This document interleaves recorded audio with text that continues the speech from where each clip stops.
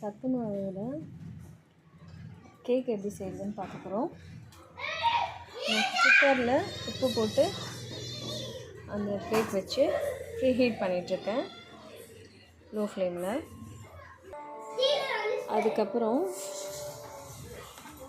சத்து மாவு, முட்டை 2 முட்டை, சர்க்கரை, ஏலக்காய், வாழைப்பழம், பால், எண்ணெய் இதெல்லாம் போட்டு இந்த மாதிரி அரைச்சிக்கிட்டேன். இன்னும் கொஞ்சம் ரொம்ப கெட்டியாக இருக்குது, இன்னும் கொஞ்சம் லிக்விடாக இருந்தால் இன்னும் நல்லாயிருக்கும். கொஞ்சம் பால் ஆட் பண்ணிக்கலாம். இப்போ நம்ம ஃபஸ்ட்டை விட இன்னும் கொஞ்சம் நல்லா இப்படி வரணும். இன்னும் கெட்டியாக இல்லாமல் இந்த மாதிரி ஊற்றினா இப்படி ஊற்றணும். அந்த மாதிரி நம்ம அரைச்சிக்கணும். பட்டர் பேப்பர் இல்லாதனால நம்ம என்ன பண்ணலாம்னா ஆயில் போட்டுட்டு அதை அப்ளை பண்ணிவிட்டு அதுக்கு மேலே மைதா மாவு இல்லை கோதுமை மாவு ஏதாவது மாவு போட்டு ஸ்ப்ரெட் பண்ணிக்கலாம். அப்ளை பண்ணி எடுத்துக்கணும்.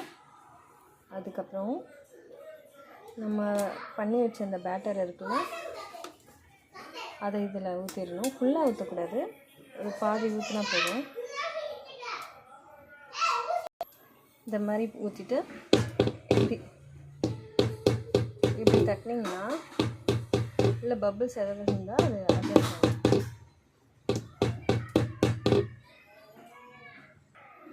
அவ்வளோதான். இப்போ நம்ம ப்ரீ ஹீட் பண்ணி வச்சுருந்தோம்ல, அந்த குக்கருக்குள்ளே இதை வச்சிடலாம்.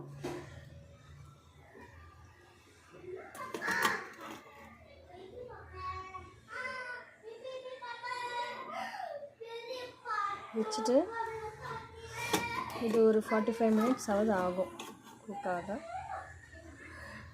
நம்ம ஒரு 10 மினிட்ஸ் கழித்து ஓப்பன் பண்ணி பார்க்கலாம் எப்படி இருக்குன்னு.